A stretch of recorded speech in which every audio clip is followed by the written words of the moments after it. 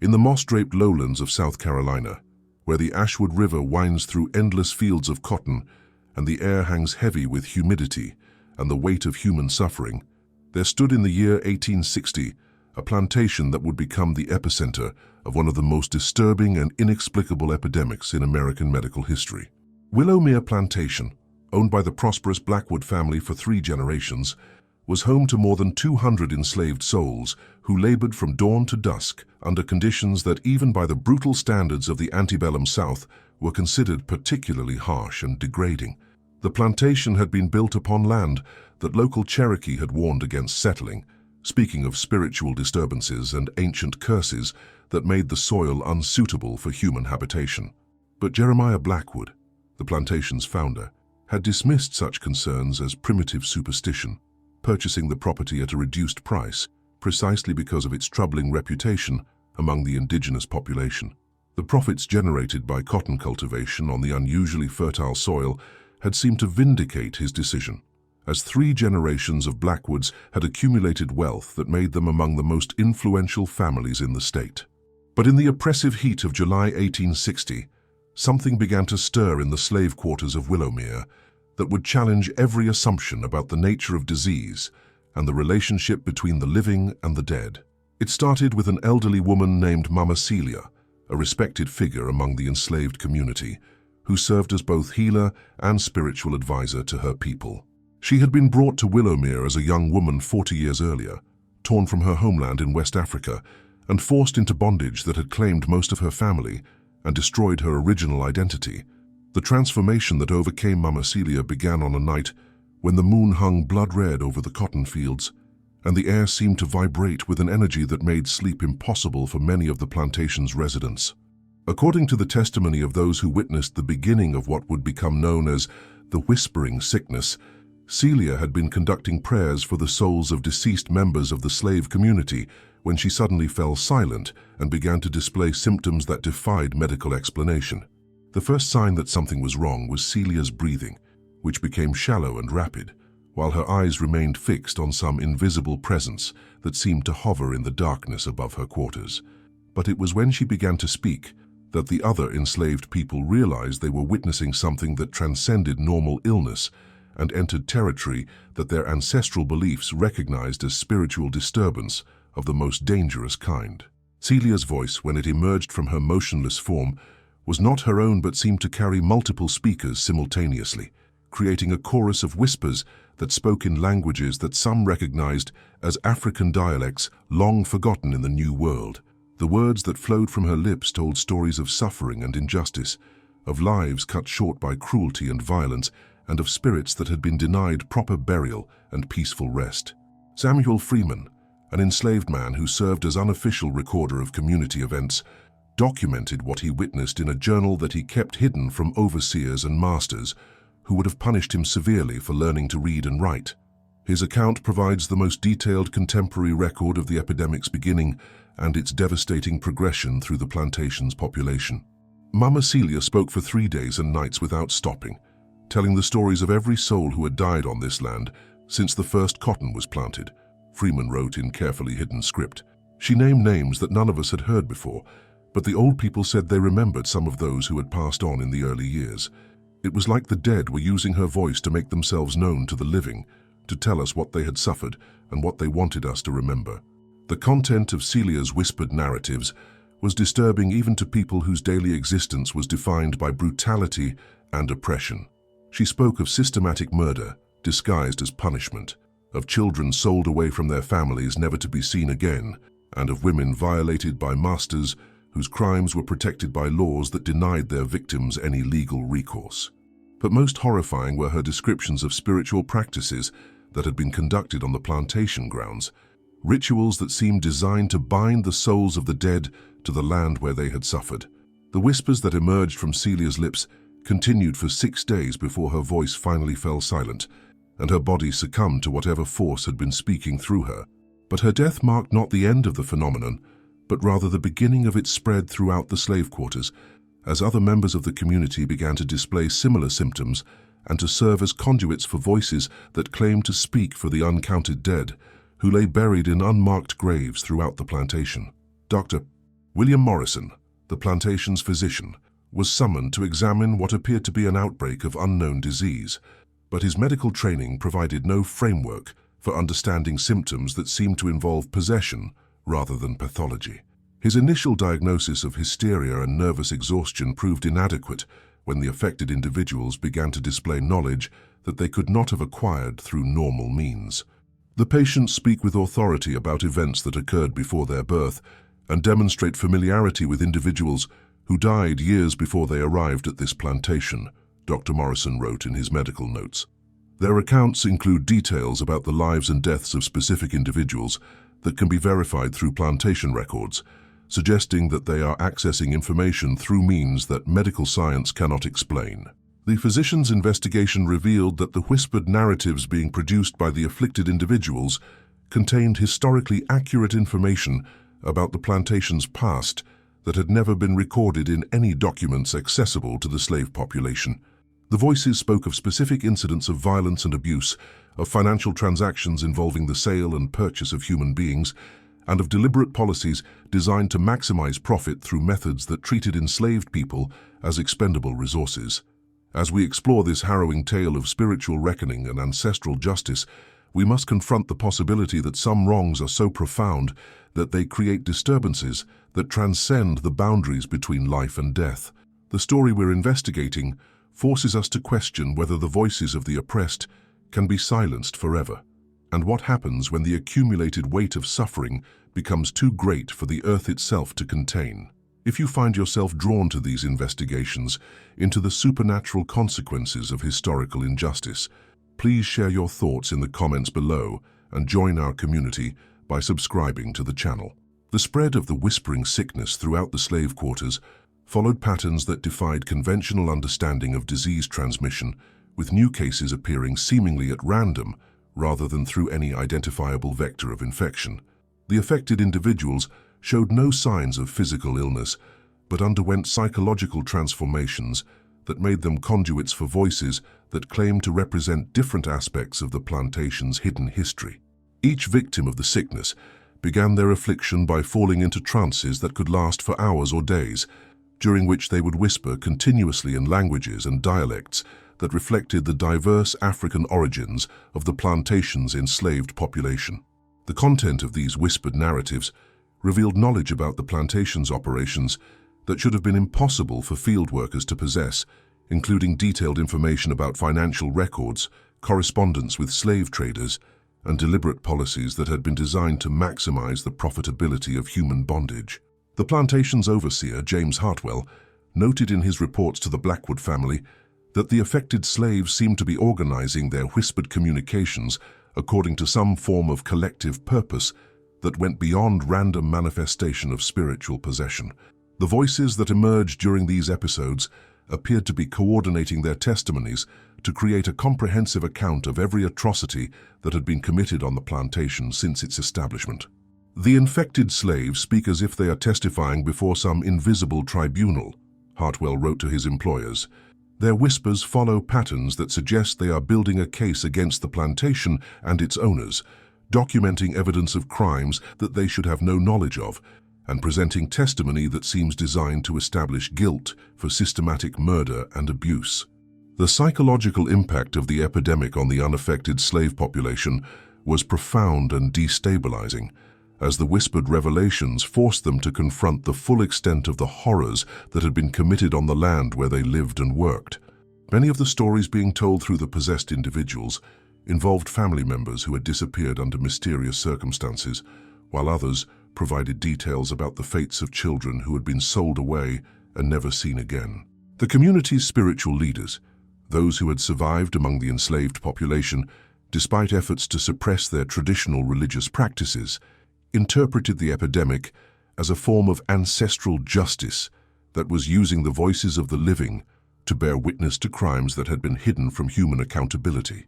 According to their understanding, the spirits of the dead had been trapped on the plantation by the violence of their deaths and the lack of proper burial rituals, creating a reservoir of unresolved spiritual energy that was finally finding expression through the consciousness of their descendants.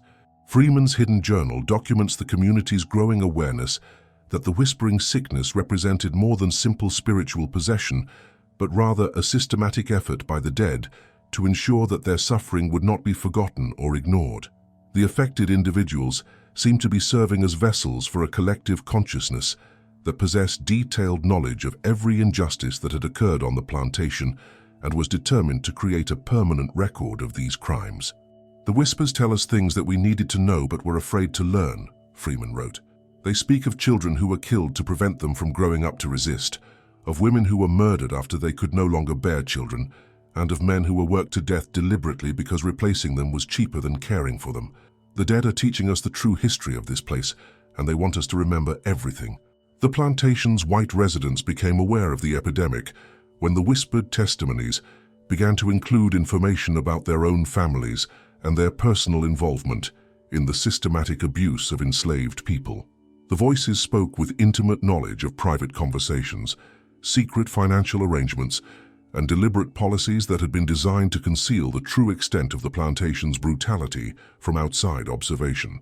Eleanor Blackwood, the plantation owner's wife, documented her growing alarm at the accuracy of information being produced by the afflicted slaves in letters to her sister in Charleston. Her correspondence reveals a woman struggling to maintain her belief in the righteousness of her family's way of life while confronting evidence that their prosperity had been built upon crimes that exceeded anything she had previously acknowledged or understood. "The Negroes speak of things that no field hand should know," Eleanor wrote in July 1860. "They describe conversations that took place in our private chambers, correspondence that my husband conducted with slave traders, and financial arrangements that were supposed to be confidential business matters. It is as if invisible listeners have been present during every discussion we have ever had about the management of our property." The content of the whispered revelations became increasingly specific and damaging as the epidemic progressed, with the possessed individuals providing detailed testimony about specific acts of violence, financial fraud, and deliberate murder that had been concealed through falsified records and corrupted legal proceedings. The voices spoke of systematic campaigns to eliminate enslaved people who possessed skills or knowledge that made them too valuable to other potential owners, while describing methods of torture and execution that had been designed to terrorize the remaining population into absolute compliance. Dr. Morrison's medical investigation revealed that the affected individuals were not simply recounting stories they had heard, but were providing information that could be verified through independent sources, including plantation records that had been locked away in the Blackwood family's private archives. The accuracy of their testimony suggested that they were accessing knowledge through supernatural means rather than any form of normal human communication. The patients demonstrate familiarity with documents and correspondence that no slave could have seen, Dr. Morrison noted in his confidential report. Their accounts include precise details about financial transactions, legal agreements, and private correspondence that suggest either impossible access to confidential information or genuine contact with sources of knowledge that transcend normal human limitations. The crisis that would ultimately destroy Willowmere Plantation began when the whispered testimonies started to include information about current planning and future intentions that the Blackwood family had not yet acted upon. The possessed individuals began to describe preparations for mass violence that seemed designed to eliminate potential witnesses before the approaching war made the plantation's location strategically dangerous. The voices spoke of plans to murder enslaved people who possessed skills that might make them valuable to Union forces, while describing preparations for the destruction of evidence that might be used to prosecute war crimes after the conflict ended. Most disturbing were the revelations about connections between the Blackwood family and networks of slave traders who were planning to transport human cargo to locations where slavery would remain legal, even if the Confederacy was defeated. Freeman's journal entries from this period reveal a community that had been transformed by their exposure to the full truth about their circumstances and the fate that awaited them if they remained passive in the face of planned genocide. The whispered testimonies had provided them with information that enabled them to understand their situation in ways that made resistance not just possible, but necessary for survival. "The dead have told us what the living plan to do," Freeman wrote in his final entries. They have given us knowledge that we can use to protect ourselves and to ensure that justice is finally served for all who have suffered on this cursed land. The whispers have become our weapons, and the voices of our ancestors have become our guides toward freedom. The revolt that erupted at Willowmere Plantation in August 1860 was notable for its organization and its specific targeting of individuals who had been identified through the whispered testimonies as being responsible for particular atrocities. The uprising was not random violence, but rather a systematic effort to eliminate those who had participated in crimes against the enslaved population while preserving evidence that could be used to document these atrocities for future accountability. The success of the revolt was attributed by survivors to guidance provided by the voices that continued to whisper through possessed members of the community, spirits that seemed to possess detailed knowledge of the plantation's defenses, the location of weapons and supplies, and the personal habits of potential targets. The dead had become active participants in their own revenge, using the consciousness of the living to direct actions that would finally bring justice for decades of unpunished crimes. The aftermath of the uprising saw the complete destruction of the Blackwood family and the liberation of the plantation's enslaved population, but the whispering sickness did not end with the achievement of these immediate goals. The voices that had guided the revolt continued to speak through their human vessels, now focusing on the need to preserve the testimony they had provided and to ensure that the truth about Willowmere would not be forgotten or suppressed.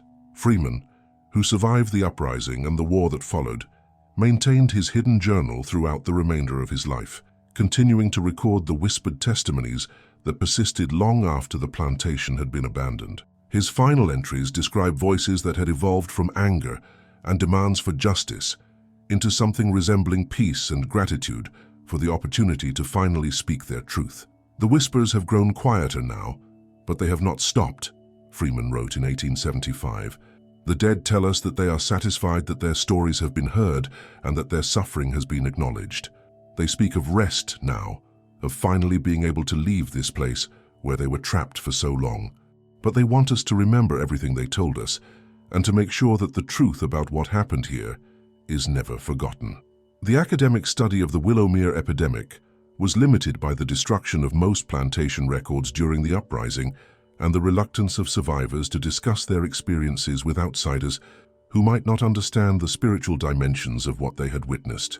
But the fragments of testimony that were preserved provide insights into the relationship between historical trauma and supernatural manifestation that continue to influence research into paranormal phenomena. As our investigation concludes with this powerful story of ancestral voices demanding justice from beyond the grave, we must reflect on the possibility that some wrongs are so profound that they create spiritual disturbances that persist until truth is acknowledged and justice is served. If these revelations about the supernatural consequences of historical oppression compel you to consider the ongoing effects of unresolved trauma and the importance of bearing witness to forgotten suffering, please consider leaving a like and subscribing for more explorations into the hidden connections between past and present. The long-term consequences of the whispering sickness extended far beyond the immediate destruction of Willowmere Plantation to influence the development of African-American spiritual traditions and the preservation of historical memory in communities that had experienced similar traumas. The epidemic demonstrated the power of collective consciousness to transcend the boundaries between life and death when justice had been systematically denied to the living. The site of the former plantation remained uninhabited for decades after the uprising, with local residents reporting that whispered voices could still be heard in the abandoned fields during certain atmospheric conditions. These phenomena gradually diminished as the generation that had directly experienced slavery passed away, but periodic reports of supernatural activity suggested that the spiritual disturbances had not been entirely resolved. The theological implications of the case influenced religious discussions about the relationship between earthly justice and spiritual peace, while providing evidence that supported traditional African beliefs about the persistence of consciousness after death and the responsibility of the living to honor the memory of their ancestors. The historical significance of the whispered testimonies was recognized by researchers who noted that the information provided by the possessed individuals offered insights into the realities of plantation life that had been systematically excluded from official records and conventional historical narratives, the voices of the dead had preserved evidence of crimes that would otherwise have been lost to history.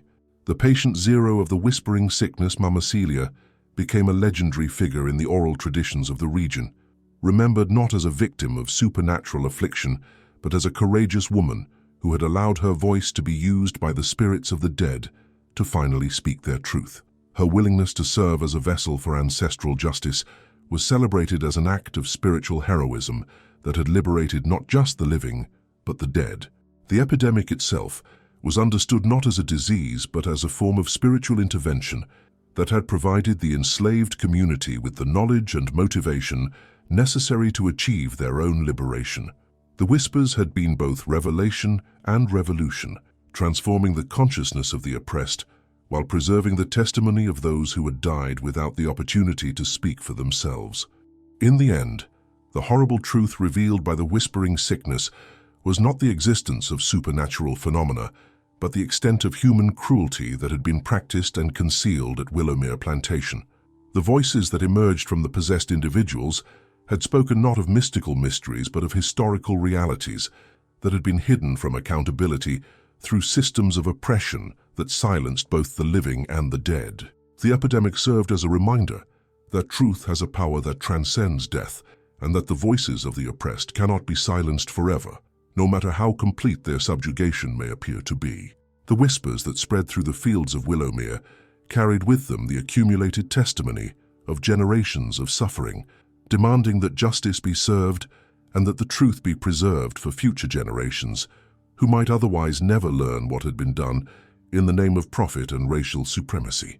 The patient zero who brought this spiritual epidemic to Willowmere had been chosen not by disease, but by the collective will of the dead, who needed a voice to speak their truth and a consciousness willing to bear witness to their suffering.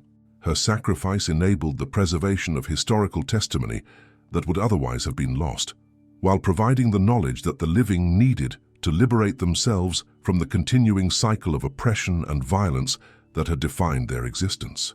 The whispering sickness was ultimately cured not by medicine, but by justice, ending only when the truth had been spoken and the dead had achieved the acknowledgement and recognition that had been denied to them in life. The voices that had possessed the living became quiet only when their testimony had been heard, and their suffering had been honored through actions that ensured their sacrifice would not be forgotten.